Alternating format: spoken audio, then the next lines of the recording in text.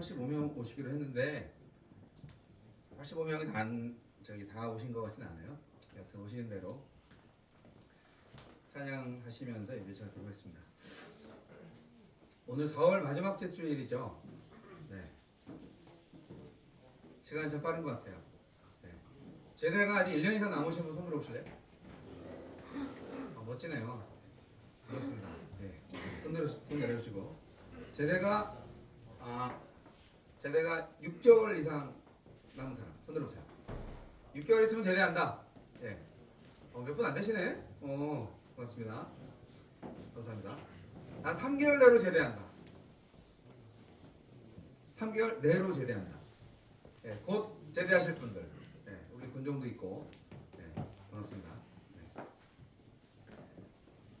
군대에서는 이제 짬밥수대로 이제 계급을 정하잖아요.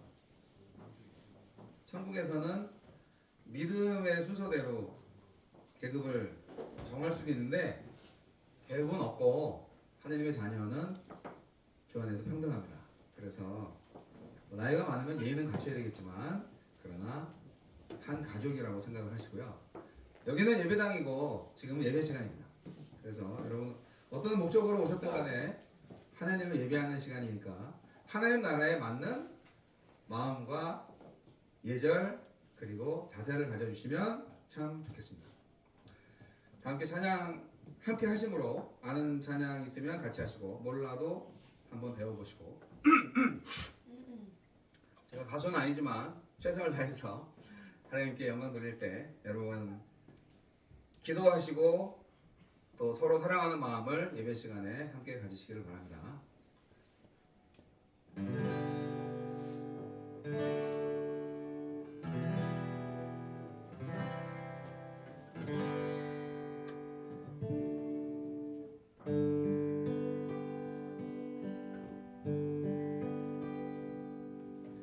슬픈 마음 있는 자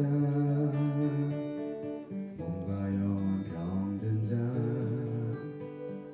누구든지 부르시오 예수 이름 부르시오 그 이름을 믿는 자 그 이름을 부르는 자 그가 어떤 사람이든 그는 구원 얻으리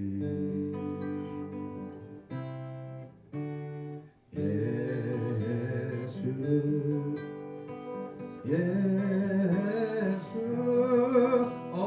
능력의 그 이름 예수 나 외쳐 부르네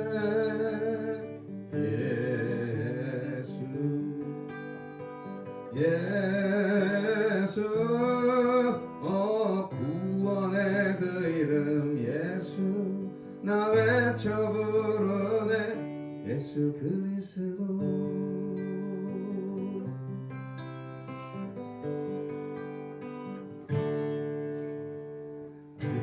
난 내게 없으나 나 가진 건 너에게 주니 능력의 이름 그 이름을 붙드시오 그 이름을 믿는 자 그 이름을 외치는 자 그가 어떤 사람이든 그는 주의 영광 보리라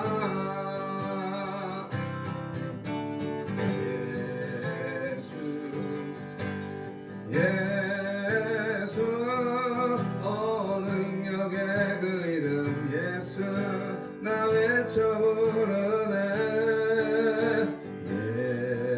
예수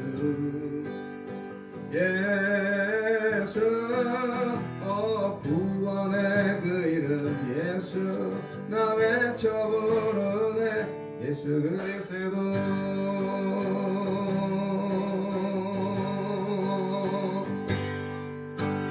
우리께 주신 영광의 이름 나 어찌 잠잠하리 세상에 크게 외쳐 부르리 나의 주 예수 그리스도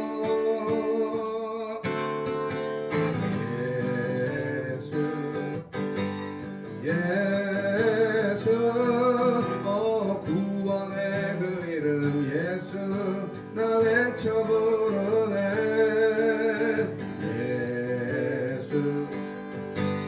예수 구원의 그 이름 예수 나 외쳐 부르네 예수 그리스도.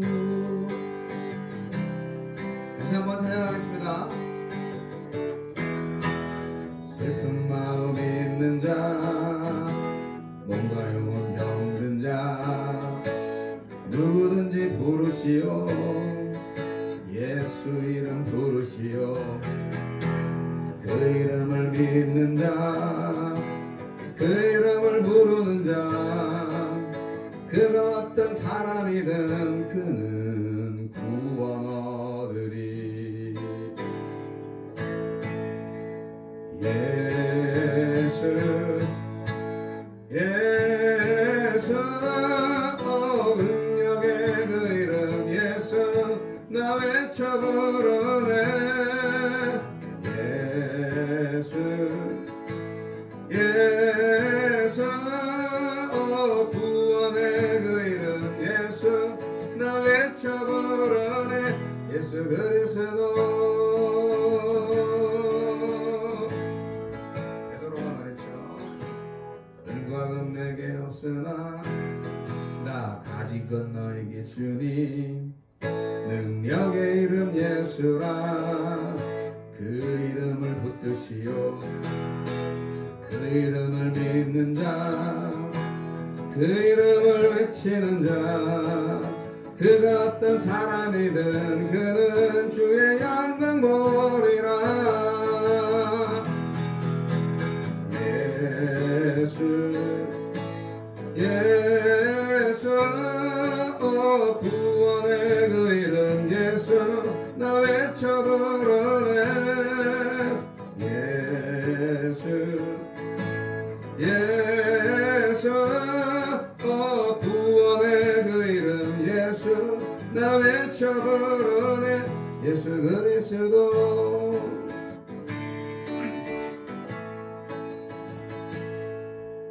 우리에게 주신 영광의 이름 나 어찌 잠잠하리. 세상에 크게 외쳐 부르리 나의 주 예수 그리스도.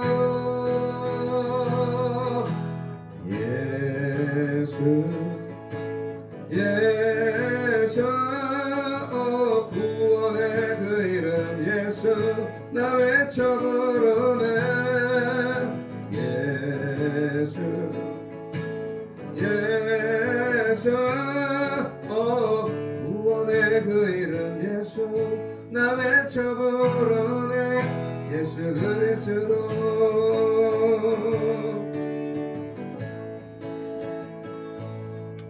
아멘. 제가 감기에 걸려가지고 잘 안되네요.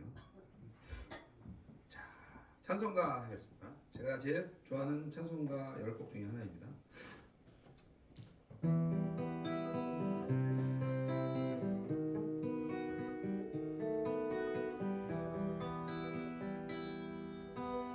어느 민족 누구게나 결단할 때 있나니 참과 거짓 싸울 때에 어느 편에 설 건가. 주가 주신 새 목표가 우리 앞에 보이네. 빛과 어둠 사이에서 선택하며 살리라. 고상하고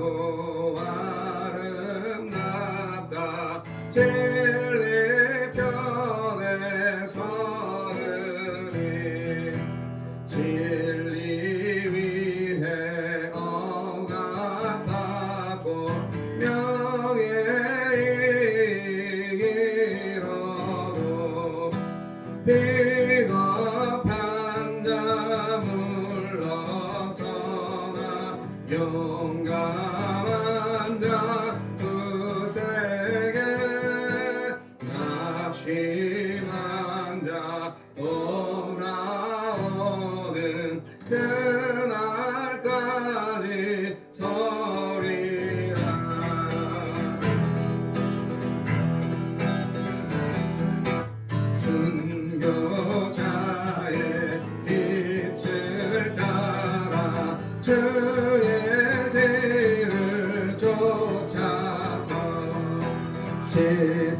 십자가를 등에 지고 암만 향해 가리라. 새 시대는 새 사명을 우리에게 주나니 진리 따라 사는 자는 전진하리 언제나. 악이 비록 성하여도 진리 더욱 강하다. 진리 따라 살아갈 때 어려움도 당하리. 우리 가는 그 앞길에 어두운 장막 덮쳐도 하나님이 함께 계셔 항상 지켜주시리. 하나님이 함께 계셔 항상 지켜주시리. 할렐루야.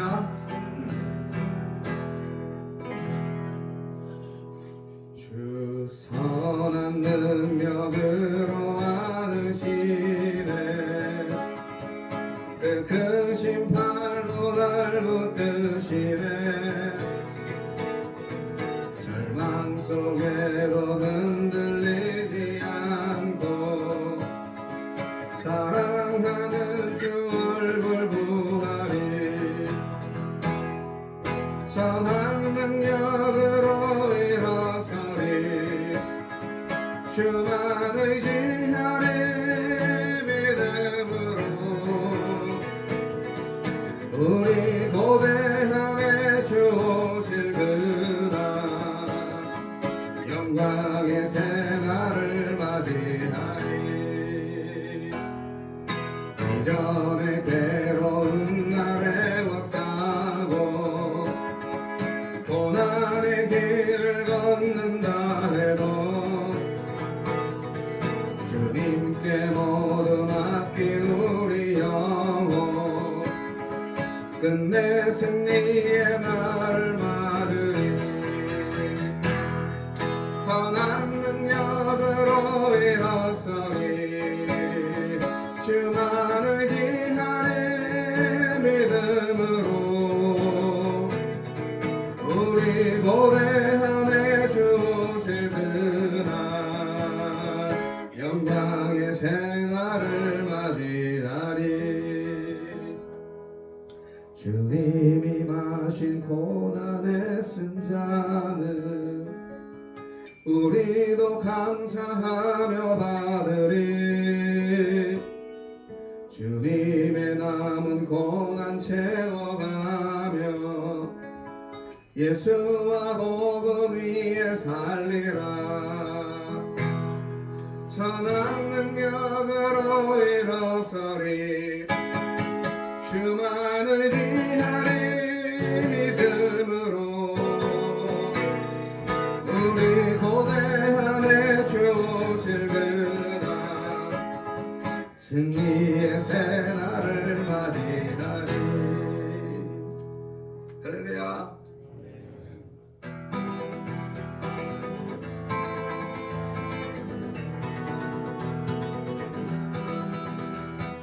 온 땅이여 주를 찬양. 날마다 주를 찬양하세. 주의 기사와 주의 영광 온 땅에 널리 알려졌네. 위대하신 주 그의 힘과 위엄을 기뻐하라. 주의 다스리심은 온 땅이여 주를 찬양. 날마다 주를 찬양.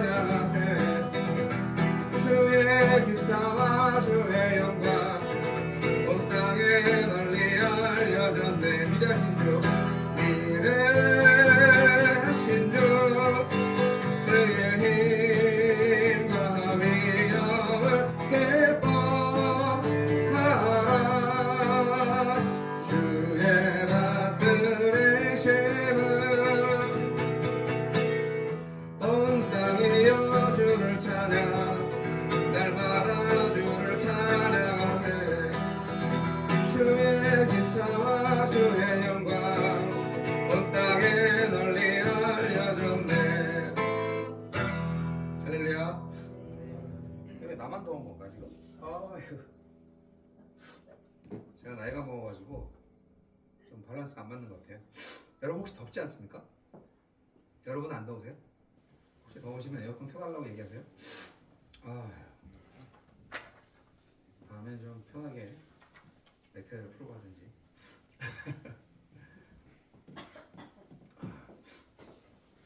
자, 예배 곡 마지막 찬양입니다.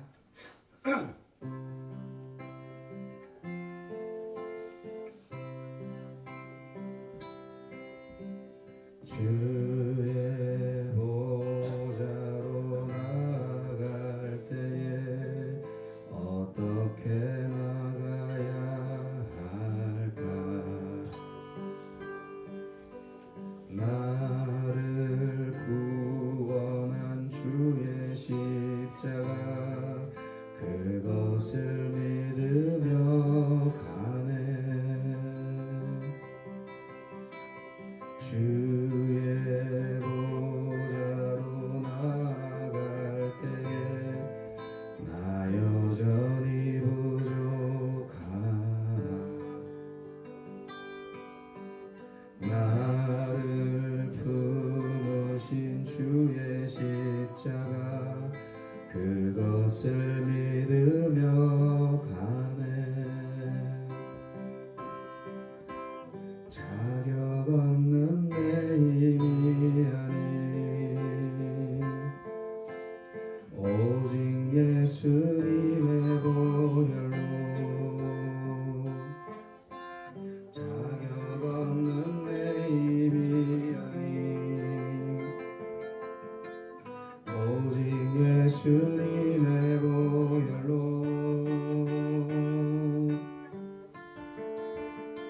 십자가의 보혈 완전하신 사랑 힘입어 나갑니다.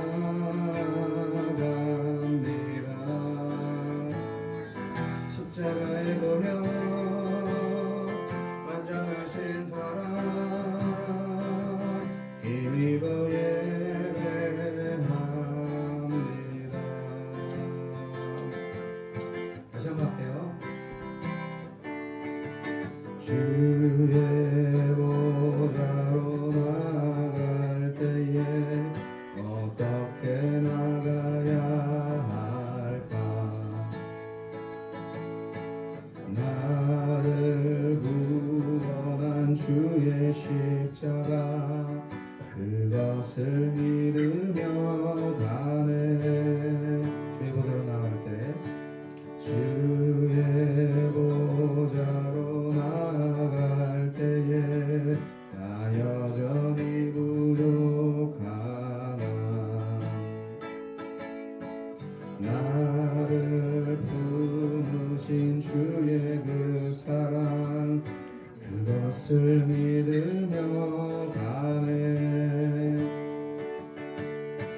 자격 없는 내 힘이 아닌 오직 예수님의 보혈로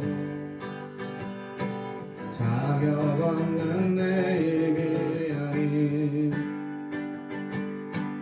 오직 예수님의 보혈로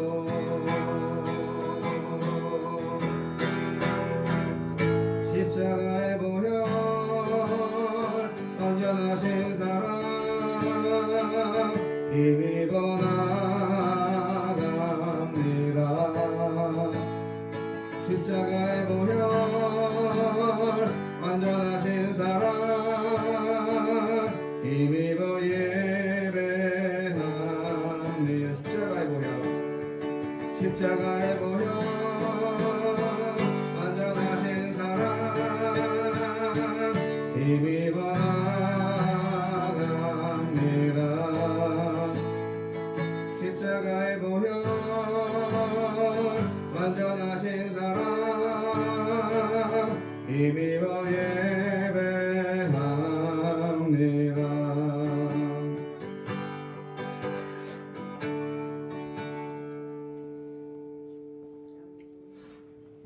함께 1분간 묵상기도 하겠습니다.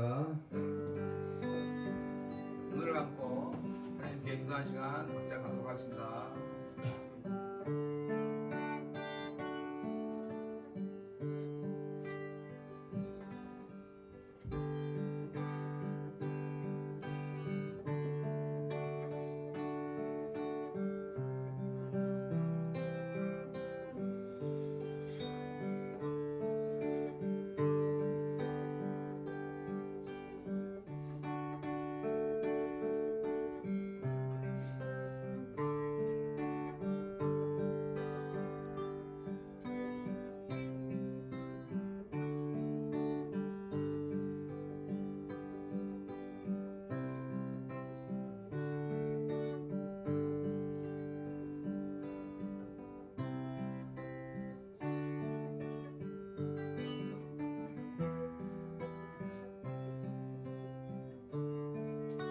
대표 기자도 나오셔서 기도해 주세요.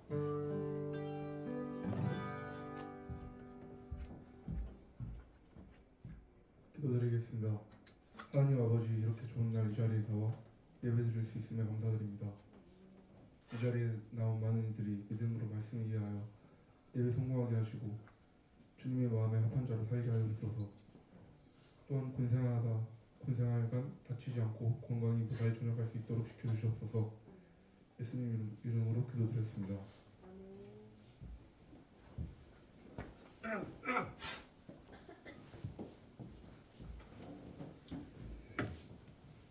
반갑습니다. 예수 믿고 세례 받기를 원하시는 분 각종대 군정 영상에 신청해 주십시오. 다음 주에는 제가 오지 않습니다. 그 다음 주에도 제가 오지 않습니다. 개인적인 사정으로 제가 조국을 벗어나서 다녀올 예정입니다. 2주간 동안 이제 그래서 저보다 훨씬 훌륭하신 강사님이 오셔서 예배를 인도하실 것입니다. 5월 5일 날에는 작년에도 한번 오셔서 아주 인기가 많으셨던 베트남 선교사님이셨던 단창번 목사님이 천안에서부터 올라오셔서 예배를 인도하실 거고요. 그리고 그 두 번째 주에는 저희 모 부대 모 교회인 7.7 공병여단 3일체 교회 군종 청원 목사님, 이병기 대인님 오셔서 예배 인도를 해주실 겁니다. 이병기 목사님 오셔서 예배 인도할 때는 아마 전통적으로 하실 가능성이 높습니다. 어떻게 할지 모르겠지만 여하튼 잘 따르시기 바랍니다. 예배 시간이 5월 12일에는 2시입니다. 그걸 유념하셔서, 왜냐면 3일체 교회 예배를 인도하시고 그리고 우리 교회 오셔야 되기 때문에, 그래서 그 시간에만 2시로, 그리고 그 다음 5월 셋째 주부터는 제가 다시 복귀하겠습니다. 그렇게 하시고요. 그래서 뭐 간식은 뭐 계속 지급이 될 겁니다. 제가 미리 다 준비를 해 놓을 테니까 간식이 없을까? 이런 생각은 안 하셔도 되겠습니다. 그리고 한 가지 더 여기 안 썼는데, 우리가 이제 저희 부대 중대별로 군정 용사님들이 수고를 해주고 계십니다. 그래서 예배를 돕고 또 예배당 청소도 하고 정리정돈도 하고 여러분 간식 준비도 하고 도와주시는데, 군정 용사들이 추가 근무 마일리지를 받을 수 있는 또 은혜가 있어서 군종을 신청하시는 분들이 있을 수 있는데, 군종 신청자의 자격은 먼저 그리스도인이어야 합니다. 기독교인이 아니면 군종이 될 수가 없어요. 그래서 그 부분은 제가 양보할 수 없는 부분입니다.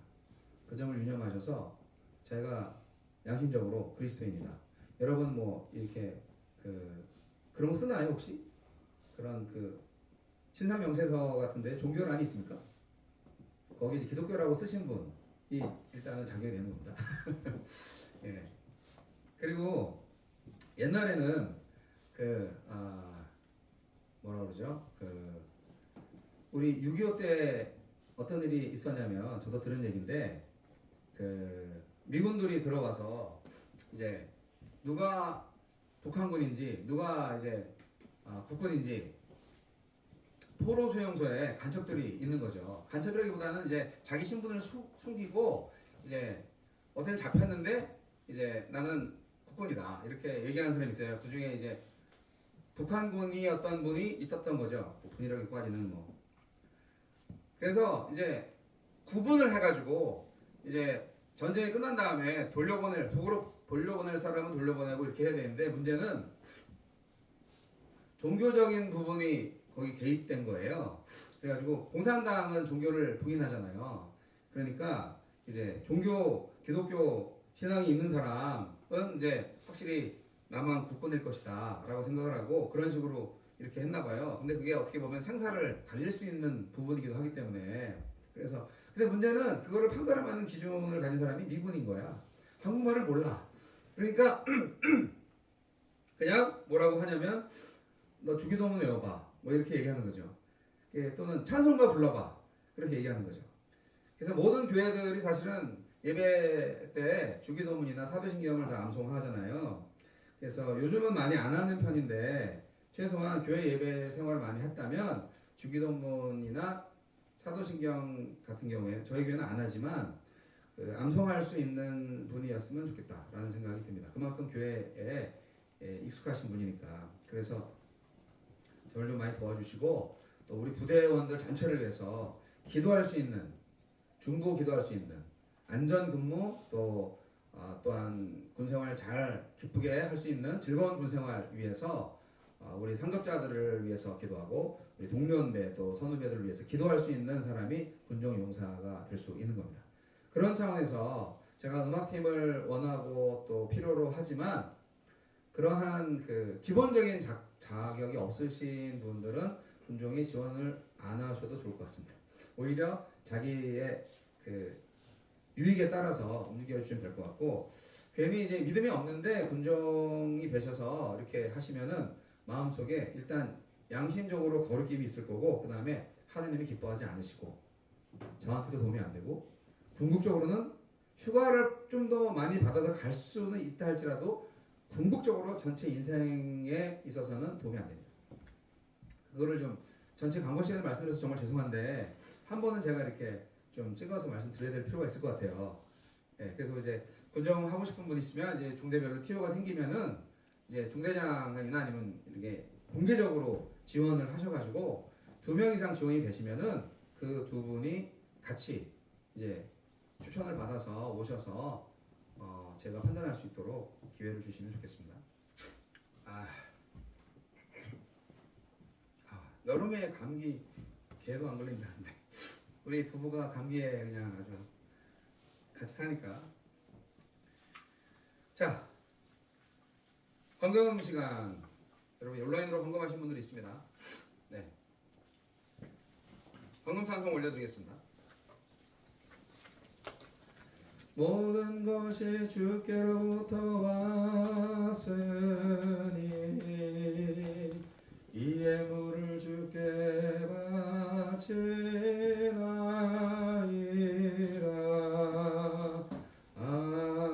아멘. 헌금을 해서 기도하겠습니다. 하나님 아버지 감사합니다. 믿음으로 드린 예물 받아주시고 우리가 하나님께 시간과 마음, 정성을 다 바칠 때 주님께서 우리의 마음, 우리의 믿음을 헤아려 보시고 하나님 기쁨이 되게 하시며 또한 모든 주의 사역에 큰 힘이 될 수 있는 하나님의 물질이 될 수 있도록 인도해 주시옵소서. 오늘 예배 가운데 말씀이 선포될 때 오직 하나님의 말씀만, 하나님의 진리와 자유와 생명의 말씀만 선포되게 도와주시고 사사로운 감정이나 인간의 생각이 들어가지 않도록 성령께서 붙잡아 주시옵소서. 이런 공동대회를 사랑하시는 예수님 이름으로 감사하며 기도합니다. 아멘.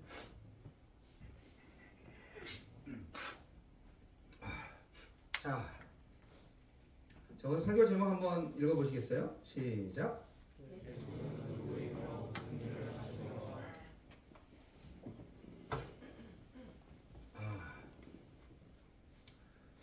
우리 미니하고 조용이가 군종을 이제 그만두고 이제 제대를 한다고 하는데 저 뒤에 앉아 계시는 거 보니까 시간이 벌써 그렇게 지나갔구나 생각이 들고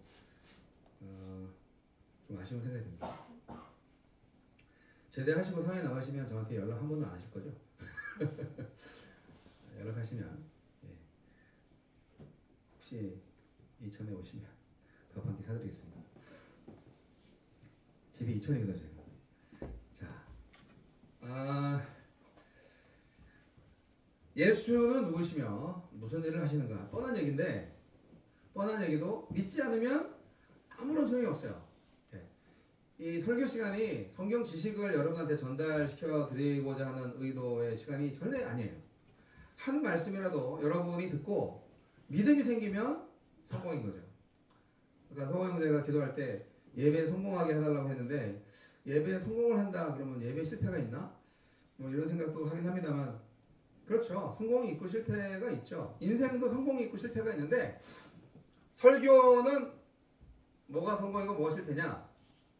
아, 설교 너무 은혜스러웠어요. 뭐 이렇게 감동적이었어요. 재밌었어요. 웃겼어요. 이렇게 평가받는 것보다는 설교를 통해서 내가 하나님 더 잘 믿겠다고, 내가 예수님 한번 믿어보겠다고, 내 죄를 깨닫게 해주셔서 내가 죄를 회개합니다. 카메라 꺼진 것 같아요. 그렇게 한번 생각을 해보는 거죠. 그래서 성공이라는 거는 어떻게 보면 여러분들의 믿음의 문제라는 것을 말씀을 드립니다.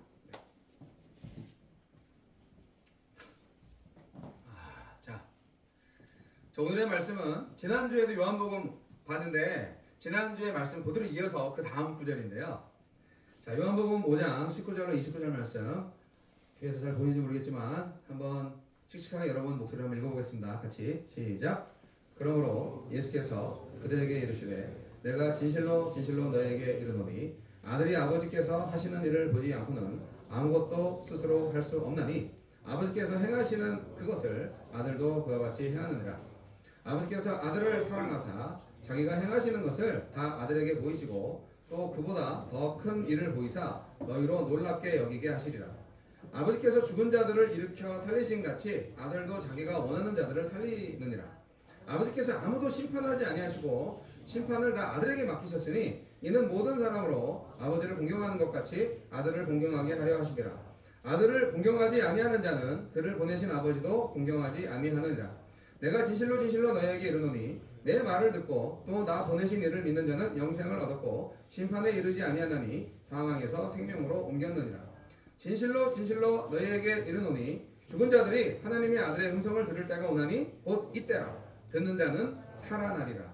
아버지께서 자기 속에 생명이 있음같이 아들에게도 생명을 주어 그 속에 있게 하셨고 또 인자됨으로 말미암아 심판하는 권한을 주셨느니라. 이를 놀랍게 여기지 말라. 무덤 속에 있는 자가 다 그의 음성을 들을 때가 오나니 선한 일을 행한 자는 생명의 부활로 악한 일을 행한 자는 심판의 부활로 나오리라. 아멘. 자, 예수님이 베데스다 연못가에서 38년 된 병자를 고치신 후에 유대인들로부터 비난을 엄청 많이 받았습니다. 그 이유는 안식일을 범했다는 것입니다. 안식일 율법을 어겼다는 것입니다. 안식일에는 일하지 말라고 그랬는데 병을 고치는 일을 했다는 거죠. 안식일 문제로 시비를 걸어오는 대적들에게 예수님은 자신이 하나님과 동등된 존재라는 사실을 선언함으로써 그들의 적대적 태도에 정면으로 공박하십니다. 유대인들은 분노했습니다. 생각해보세요. 나랑 똑같은 인간인 주제에 자기가 하나님이라고 막 주장하는데 하나님을 믿는 사람의 입장에서는 그 사람이 하나님의 아들이라고 생각하지 않으면 믿지 않으면 얼마나 기가 막히겠어요. 그래서 예수를 죽이려고 했던 거죠. 당연합니다. 자, 안식일을 범한 예수님, 또 하나님 아버지를 자기의 친아버지라고 말씀하시는 예수님.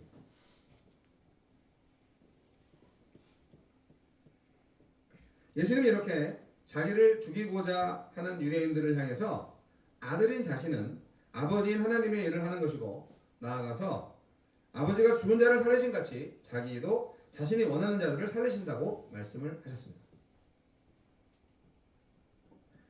뿐만 아니라 자신의 말을 듣고 하나님을 믿는 자는 영생이 있고 심판에 이르지 아니한다고 하셨습니다. 지금 방금 읽은 말씀이에요. 그렇죠? 지금 예수님이 하신 말씀을 읽은 거잖아요. 그리고 자신에게 심판의 권세가 있음을 말씀하셨습니다. 예수님이 심판자라는 거 여러분 알고 계셨나요? 예수님이 심판자입니다. 그래서 오늘 예수 그리스도의 존재와 사역에 대해서 이제 핵심적인 내용으로 말씀을 드리려고 합니다. 사실 성경에 여러 구절들이 있지만 오늘 읽은 말씀에 그 예수님의 사역에 대해서, 예수님의 존재에 대해서 핵심이 들어가 있습니다. 여러분 오늘 말씀만 잘 마음에 담아도 여러분이 아마 예수님의 존재 이유에 대해서 알게 되실 겁니다. 예수님은 아버지가 하시는 일을 보지 않고는 아무것도 할 수 없으며 아버지가 행하시는 것은 아들도 행한다고 했습니다. 그러니까 이건 뭐예요? 아버지하고 아들이 동일하다는 거잖아요. 근데 아버지가 사실은 우위죠. 아버지가 시키는 것만 한다 이거죠. 38년 된 병자를 고치는 일, 아무나 할 수 있는 일이 아니었습니다. 그것은 하나님만이 하실 수 있는 일이었습니다. 그런데 그 베데스다 연못 얘기를 여러분 잘 모르실 텐데 아시는 분들 있겠지만 신비하게 1년에 한 번 이제 딱 연못에 이제 물이 동해요. 막 출렁출렁. 나도 안 가봐서 몰라요. 근데 그때 그 물에 싹 들어가면 싹 낫는 거야 병이. 근데 이 38년 된 병자 장애자니까 남들은 후루룩 다 들어가서 병이 낫는데 자기는 느려 항상. 그래서 못 가는 거지. 그래서 38년 동안 그날만 기다리다가 계속 자기는 못 고치고 있었던 거예요. 그런데 예수님이 와서 고쳐준 거예요. 얼마나 감사해. 근데 누구도 고치지 못했던 이 베데스다의 병자를 예수님이 고쳤는데 하나님만이 고칠 수 있다는 것이죠. 그러니까 결국은 예수가 하나님이라는 주장입니다. 그리고 이제 예수님은 말씀하셨어요. 더 큰 일을 보이겠다고. 그것은 단지 병을 고치시는 정도가 아니라 죽은 자를 살리시는 거를 내가 나타내 보이겠다. 그렇게 말씀을 하신 거죠. 자, 보세요. 당시 유대 랍비들은요, 하나님께서 인간 어느 누구에게도 주시지 않은 세 가지 열쇠가 있다고 믿었습니다. 첫째, 비를 내릴 수 없다. 인간이 비를 내릴 수는 없어요. 인간이 비를 내릴 수 없다. 비를 내리는 열쇠, 하나님만이 하실 수 있는 거. 두 번째, 여인의 태를 여는 열쇠. 세 번째, 죽은 자를 살리는 열쇠. 이 세 가지가 유대 랍비들이 전통적으로 생각하는 하나님이 인간에게 주시지 않은 열쇠라고 보는데 이 말에 근거하면 예수님께서 사람을 살리는 것은 어떻게 된다? 내가 하나님이다 라는 증거가 되는 것이죠. 그러기에 예수님은 자기가 원하는 자들을 살리시는 일을 통해서 당신이 하나님이라는 사실을 주장하는 겁니다. 그런데 여기서 자기가 원하는 자를 살려주신다는 말에 주목할 필요가 있습니다. 아무나 살려주시는 게 아니에요. 주님의 구원의 은혜가 선택이라는 것을 알게 해주시는 말씀이죠. 하나님이 선택을 해주셔야 돼. 예수님이 나를 선택을 해주셔야 내가 구원받을 수 있어요. 내가 믿고 싶다고 해서 믿고 내가 구원받고 싶다고 해서 구원받는 게 아니라 내가 아무리 구원받겠다고 예수님 불러도 예수님이 나를 선택하지 않으면 구원받을 수 없다는 얘기죠. 그래서 자기가 원하는 자가 누구인가 이게 중요합니다. 나는 모르죠. 그러나 하나님은 아시죠. 그래서 선택, 은혜죠. 구원은 은혜입니다.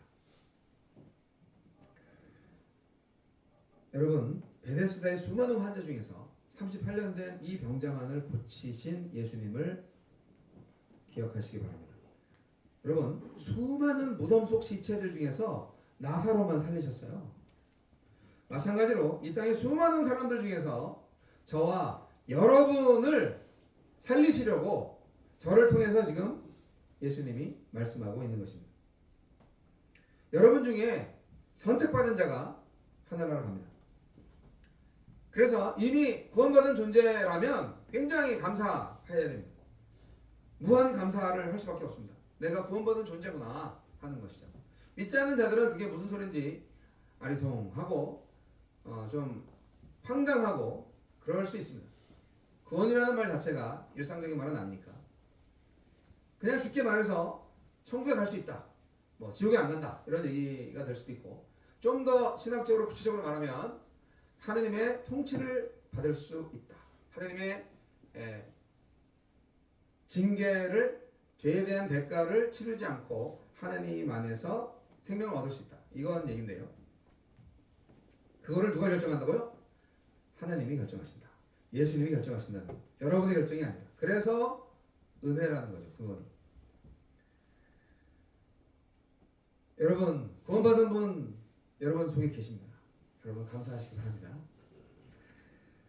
그런데 이렇게 살리시는 이야기를 하시다가 예수님이 심판에 대한 이야기로 주제를 바꾸십니다.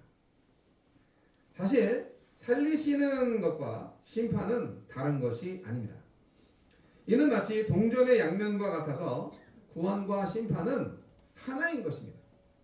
생명을 구원하는 일에 있어서도 하나님, 예수님은 자신이 독단적으로 행하시지 않고 하나님 아버지의 뜻과 함께 행하신다고 했습니다. 그러면 심판도 마찬가지죠. 심판도 아버지의 뜻대로 행하는데 이를 본문에서는 심판을 다 아들한테 맡기셨다라고 기록되어 있는 것입니다. 유대인들과 랍비들은요. 랍비들은 유대인의 그 학자를 말하는 것인 걸 여러분 아시죠?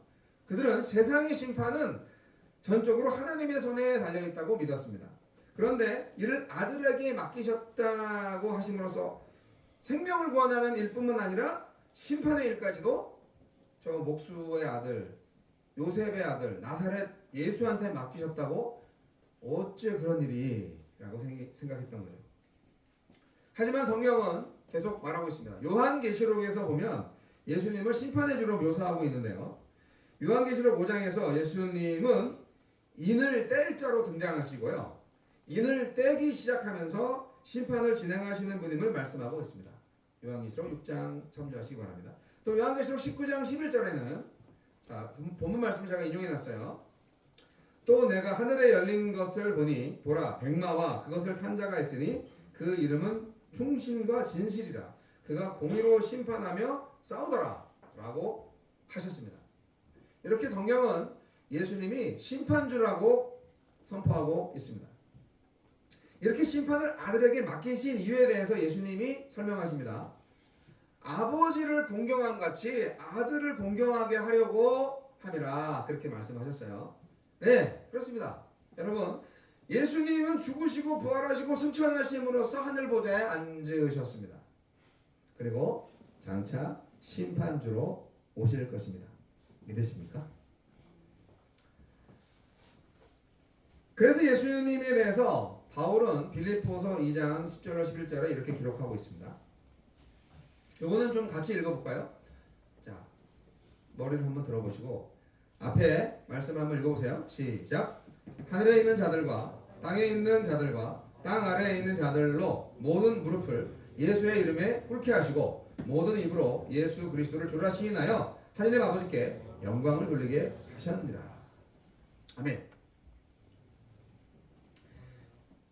좋습니다. 예수님은 이렇게 심판주로서 이미 공경을 받고 있는 것입니다.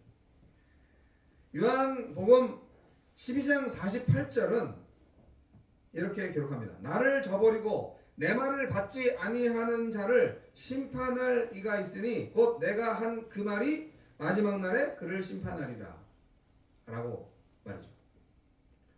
약간 말이 헷갈리지만 번역이 좀 헷갈릴 수도 있지만 심판자가 결국은 심판을 할 거라는 말씀입니다.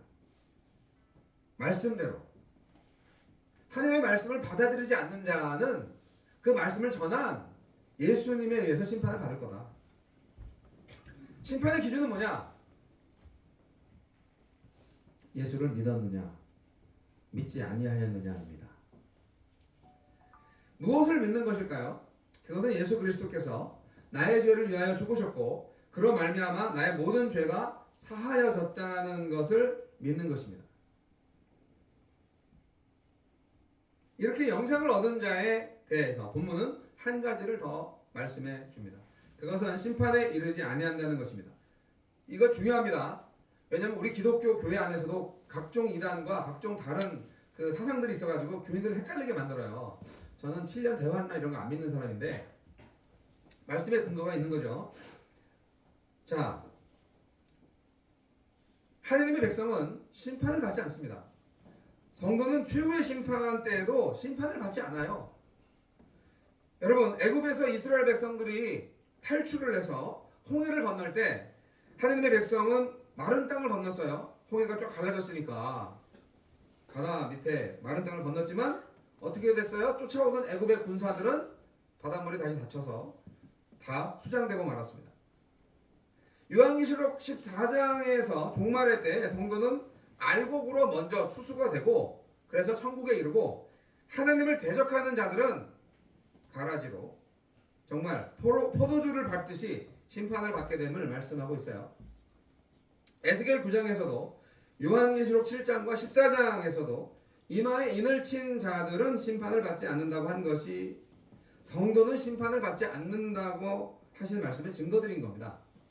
그래서 로마서 8장 1절과 2절에서 그러므로 이제 그리스도 예수 안에 있는 자에게는 결코 정죄함이 없나니 이는 그리스도 예수 안에 있는 성령의 법이 죄와 사망의 법에서 너를 해방하였음이라 그렇게 기록하고 있는 것입니다.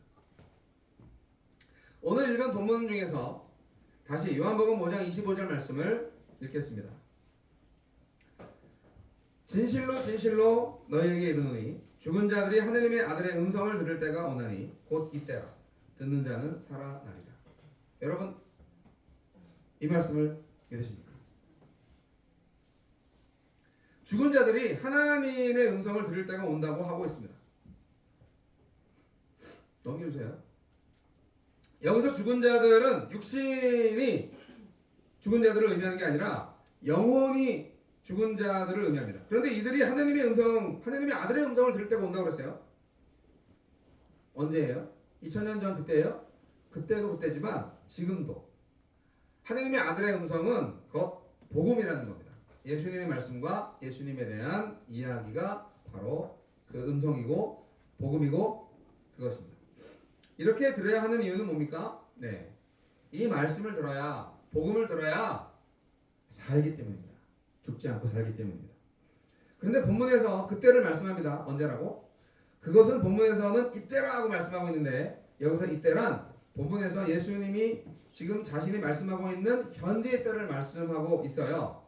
근데 그 말씀은 오늘 2000년이 지난 지금도 주의 종을 통해서 말씀하고 있는 바로 그때와 동일한 때입니다.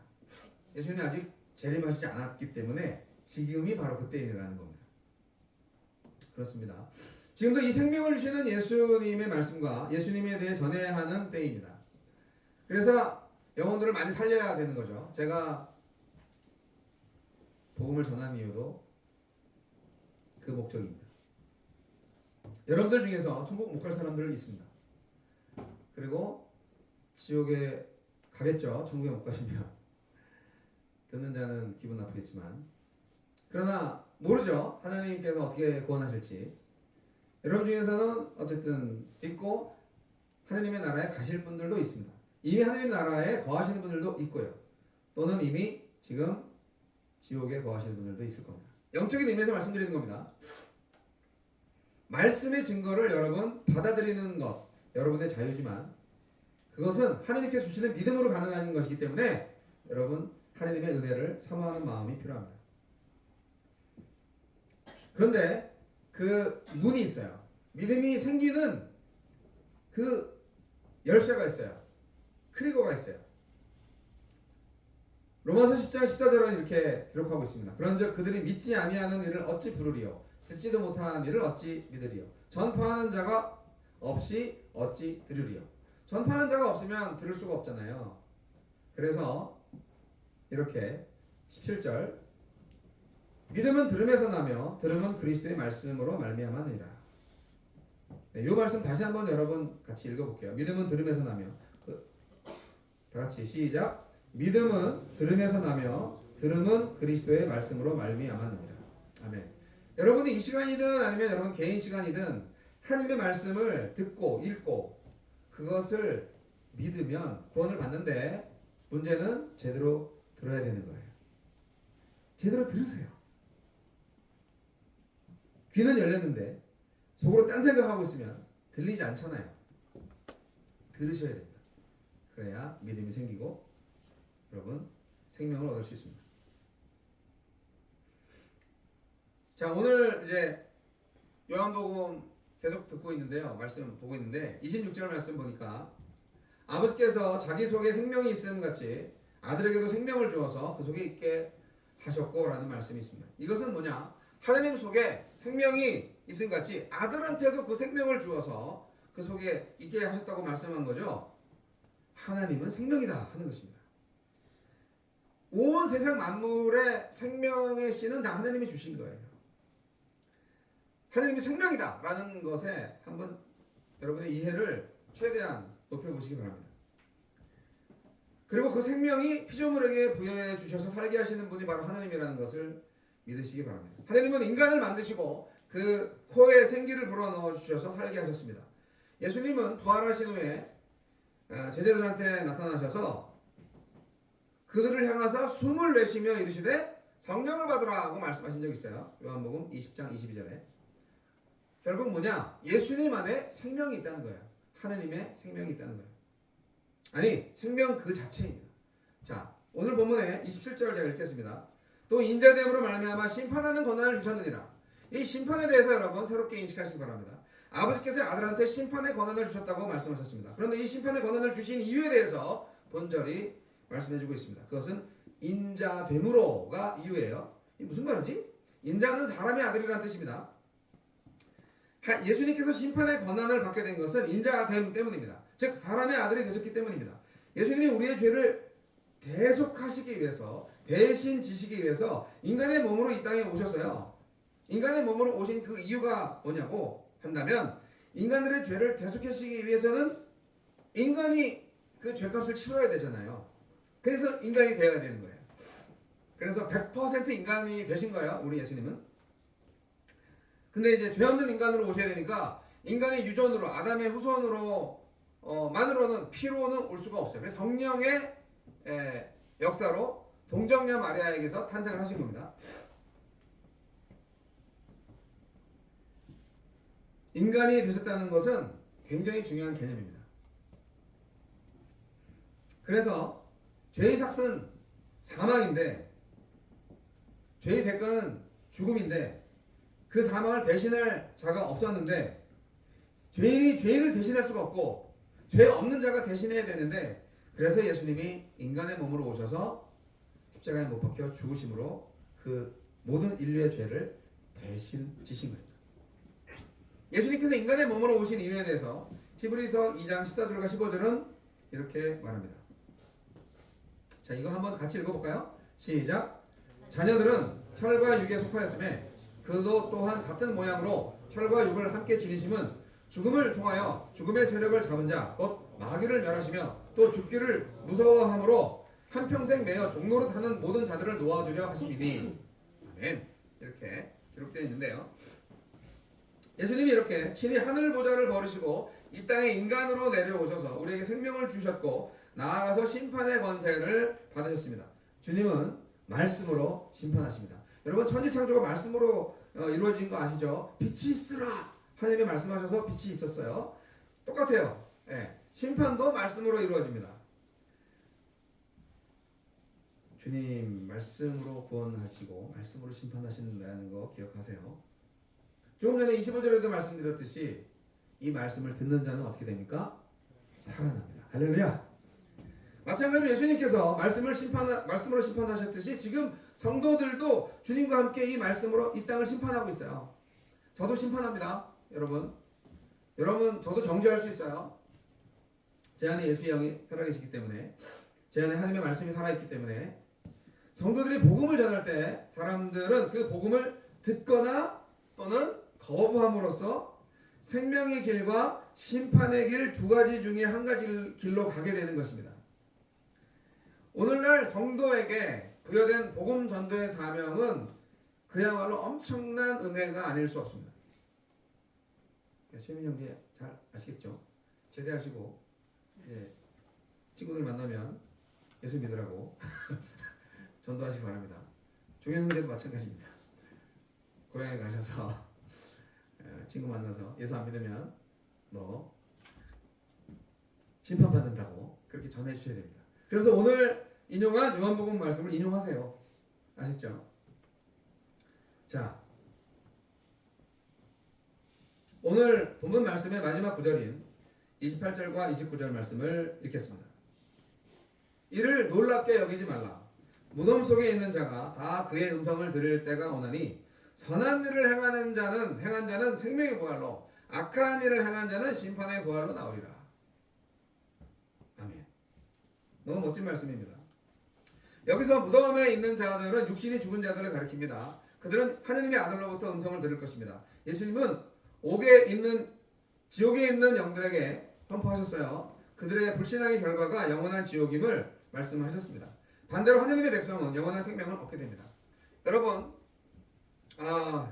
요즘 파묘라는 영화가 열심히 히트를 치고 있고 전 세계적으로 선풍적인 인기를 끌고 있다 얘기하고 있는데, 저는 파묘가 꼭 귀신들의 영화를 만든 것 같아서 재미로 보는 건 괜찮은데 거기에 대해서 어떤 믿음을 갖거나 신뢰성을 갖고 이렇게 영화에 참여하는 것은 원치 않습니다.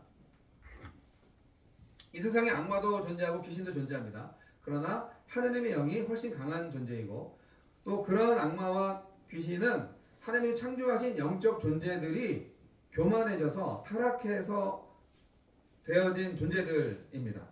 인간보다는 한 수 위죠, 항상. 그래서 신들린 사람들, 귀신 들린 사람들이 그렇게 초인적인 힘을 발휘하고 기적을 베푸는 겁니다. 병도 고치고. 그러나 예수님도 병을 고치고 하나님의 역사도 이루어지죠. 중요한 것은 종말에 가서는 그들은 결국 영원한 지옥에 떨어진다는 것입니다.